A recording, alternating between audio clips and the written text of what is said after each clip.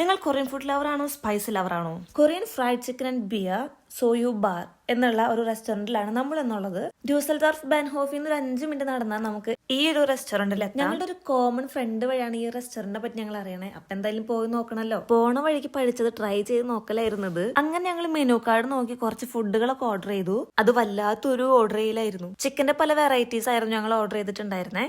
ഈ ബൗളിന്റെ പേര് ബിബിംബാപ്പ് എന്നാണ്. പക്ഷെ ഇവനായിരുന്നു ഞങ്ങളുടെ കഥയിലെ വില്ലൻ. ഡ്രിങ്ക്സ് ആയിട്ട് ഞങ്ങൾ പറഞ്ഞിട്ടുണ്ടായ അവരുടെ സ്പെഷ്യൽ ആയിട്ടുള്ള ഡ്രിങ്ക്സ് തന്നെയായിരുന്നു. ഡ്രിങ്ക്സിൽ എനിക്ക് ഇഷ്ടപ്പെട്ടതും ഈ ഡ്രിങ്ക് തന്നെയാണ്. അതിൽ ഐസ്ക്രീം കൂടെ ഇട്ടപ്പോൾ എനിക്ക് എന്തോ വെറൈറ്റി ആയിട്ട് തോന്നി. നമ്മൾ പഠിച്ചത് പയറ്റാനുള്ള സമയം എനിക്ക് കിട്ടിയിട്ടുണ്ടായിരുന്നു. ചോപ്സ്റ്റിക്ക് ശരിയല്ലാത്തതുകൊണ്ട് എനിക്ക് അതുകൊണ്ട് കഴിക്കാൻ പറ്റിയില്ല. ഞാൻ കൈകൊണ്ടാണ് കഴിച്ചത്. ഈ ബൗള് കഴിച്ചത് ഭയങ്കര അടിപൊളിയായിരുന്നു. ഭയങ്കര സാധനമായിട്ട് എനിക്ക്. പക്ഷെ ഈ ബൗളിലുള്ള മീറ്റ് നമുക്ക് വേണമെങ്കിൽ ചൂസ് ചെയ്യാം. ഞങ്ങൾ ചിക്കനാണ് ചൂസ് ചെയ്തിട്ടുണ്ടായേ. ബീഫ്, ടോഫു അങ്ങനെ പല വെറൈറ്റീസ് അതിൽ വരുന്നുണ്ട്. ഇതായിരുന്നു നമ്മുടെ അടുത്ത item, cilantro lime. Correct pronunciation എനിക്ക് അറിയില്ല. കൊറിയൻ ഫ്ലേവർ ഒക്കെ ഇഷ്ടമുള്ളവർക്ക് ധൈര്യമായിട്ട് ട്രൈ ചെയ്യാം. നേരത്തെ പറഞ്ഞ വില്ലൻ ഇവനാണ്. Go to the hell. ഈ പേര് പോലെ തന്നെ അവിടുത്തെ ഏറ്റവും സ്പൈസി ആയിട്ടുള്ള ഫുഡ് ഇതായിരുന്നു. നമ്മൾ പ്രതീക്ഷിച്ചതിനേക്കാളും ഏറ്റവും അറ്റം എത്ര ഷാർപ്പ് കഴിക്കാൻ പറ്റും അവർക്ക് മാത്രം അത് കഴിക്കാൻ പറ്റും. അത് കഴിച്ചിട്ടുള്ള റിയാക്ഷൻ ആണ് നിങ്ങൾ ഇപ്പൊ കണ്ടോണ്ടിരിക്കുന്നത്. എനിക്ക് എരിവ് കഴിക്കാൻ പറ്റുന്നുള്ള വിശ്വാസത്തിൽ ഞാൻ ഓർഡർ ചെയ്താണ്. പക്ഷെ ഞങ്ങൾക്ക് ആർക്കും കഴിക്കാൻ പറ്റിയില്ല ഇത് ശരിക്കും.